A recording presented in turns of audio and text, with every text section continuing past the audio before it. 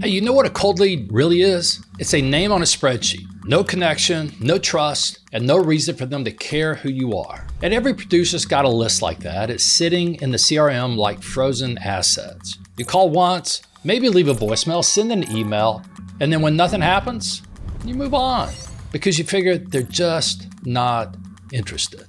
But what if the problem isn't them? What if it's the way you're reaching out? See, one of my producers tried something different. He took a cold prospect, someone who had ignored him for 6 months, and used a simple 5-layer system of short voicemails and emails. No fancy pitch, no long-winded follow-ups, just 5 clear touches that slowly warmed that ice-cold lead. And by the 5th one, the prospect called him back.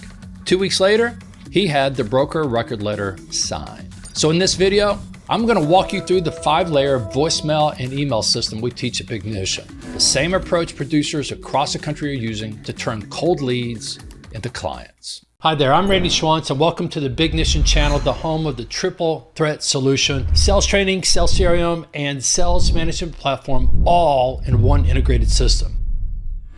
You see, most producers don't have a prospecting problem. They've got an attention problem. They're doing the right things. They're calling, emailing, following up, but it's random. There's no rhythm, no message that builds on the last one. So to the prospect, every touch feels like the first time they've ever heard from you. And that's why it never sticks. And here's the truth. Prospects don't ignore you because they hate insurance people. They ignore you because they don't know you, don't trust you, and haven't been given a reason to listen. When your outreach looks and sounds like everyone else, it gets treated like everyone else. Deleted, ignored, and forgotten. And the producers who win aren't louder, they're just more consistent. They use a plan, a sequence that slowly builds recognition and curiosity until the prospect starts thinking, maybe this person's worth talking to. And that's what the 5-layer voicemail and email system does. It takes randomness out of prospecting and replaces it with strategy. So here's the idea behind the 5-layer system. You're not trying to close a deal with a voicemail or an email. You're just trying to open a door. Each message, whether it's a call, a voicemail, or an email, has one job: to move the prospect 1 inch closer to recognizing your name and thinking, I should probably hear this guy out. That's it. And when you stack 5 of these touches together, each one with a clear purpose and a different angle, something powerful happens. The noise fades, and you start standing out. And by the time you hit layer 5, you're not a stranger anymore. You're a familiar voice who's been steady, relevant, and respectful of the time. And that's the shift from random outreach to a real system. And it's built on 5 simple layers. The first layer is all about awareness, just getting on the radar. You're not pitching, you're introducing yourself and planting a thought that makes them curious. The second layer is insight. This is where you drop something they haven't heard before. A short idea, a small truth, something that makes them pause and think, that's different. And then comes proof.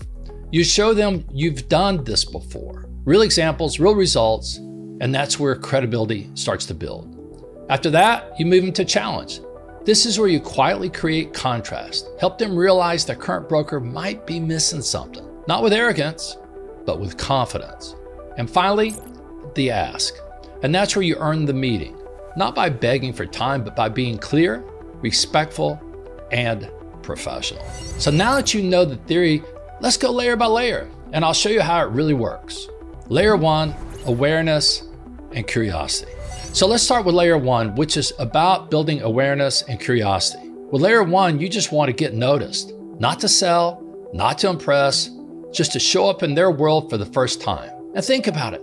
This prospect doesn't know you exist. So if your first voicemail sounds like a pitch, you're going in 3 seconds. You're not trying to convince them.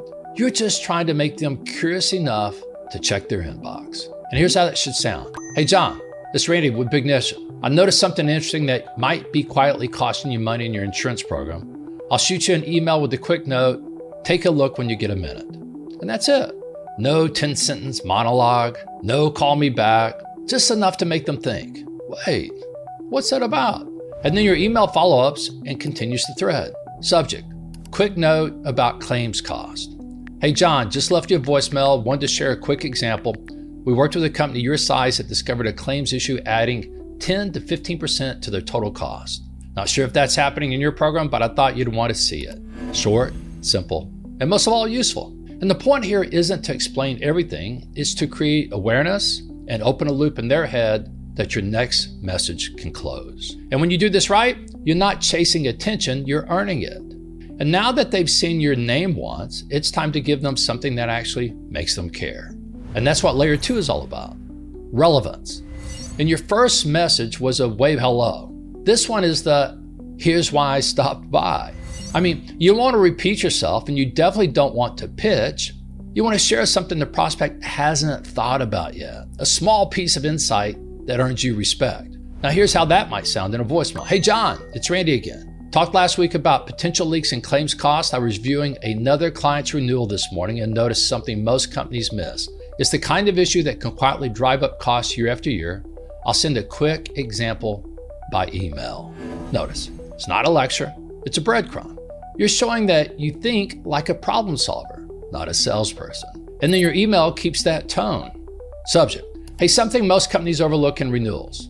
Hey John, follow up on my voicemail. Quick note, we've seen a lot of firms skip over the claims review process before renewal, which often hides small but expensive issues. Not sure if you've ever run into that, but it's worth a quick look. And look, you're not asking for a meeting yet, you're earning it. You're saying, I know something useful, and do it in a way that feels professional, not pushy. And by the end of layer 2, your name isn't just familiar, it's credible. So by this point, your prospect's seen your name a couple of times. You've got their attention. Now they're wondering, is this person for real? And that's where layer 3 comes in, proof and credibility.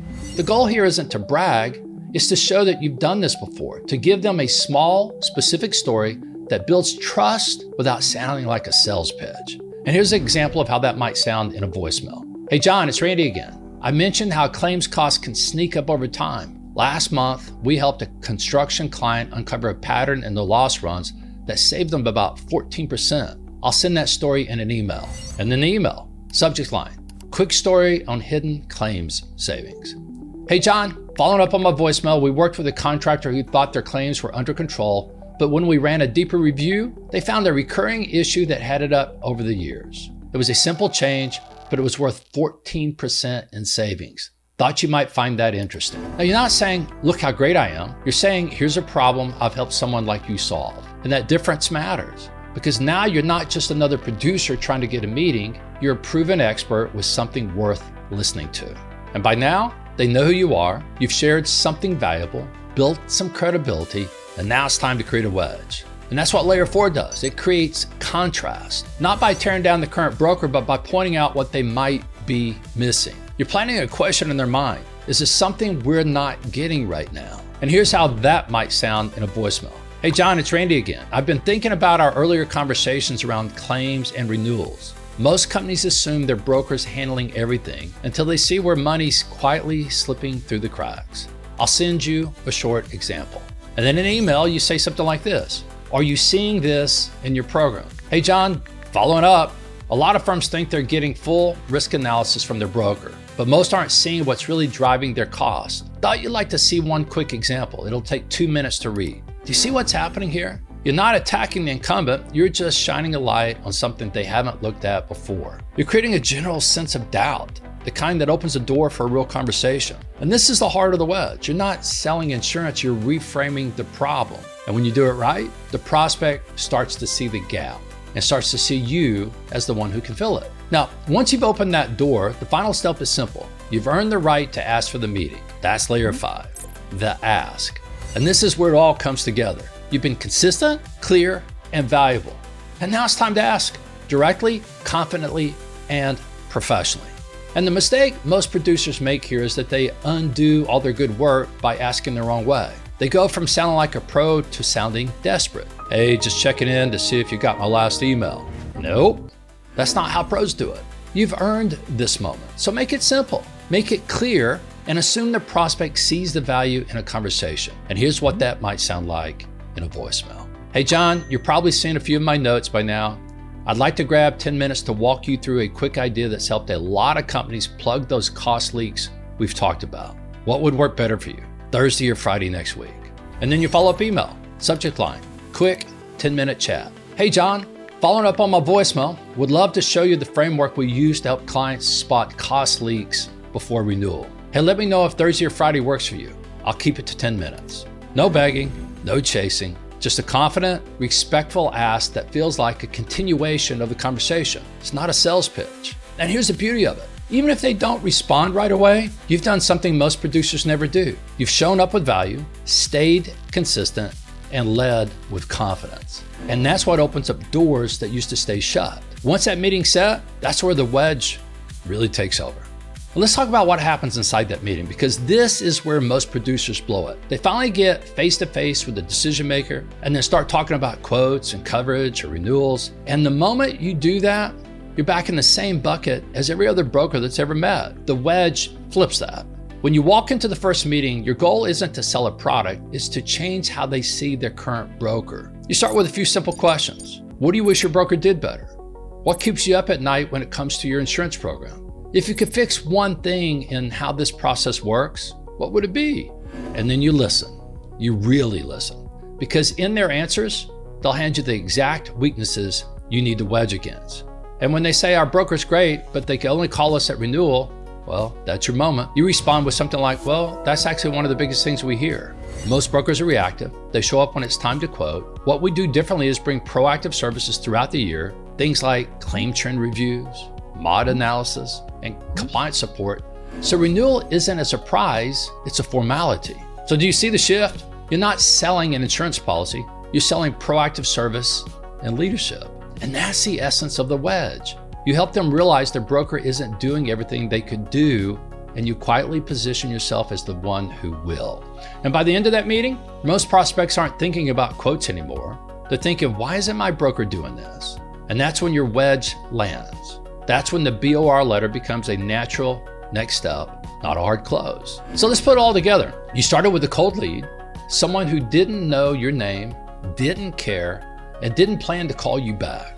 But instead of blasting one email and hoping for luck, you used a system. 5 layers, each one doing a specific job. Layer 1, you get noticed. Layer 2, you earn relevance. Layer 3, you proved credibility. And layer 4, you created a wedge, showed what the current broker was missing. And then layer 5, you earned the meeting. That's the power of a plan.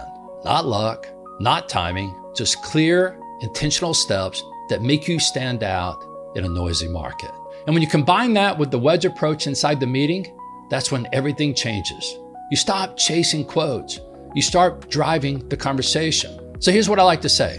If you're ready to put this into play, if you want to see how the 5-layer voicemail and email system fits into your agency, book a call with us with the link below. We'll walk you through how to build it, use it, and win with it. Because at the end of the day, producers who master the system don't hope for growth, they plan it.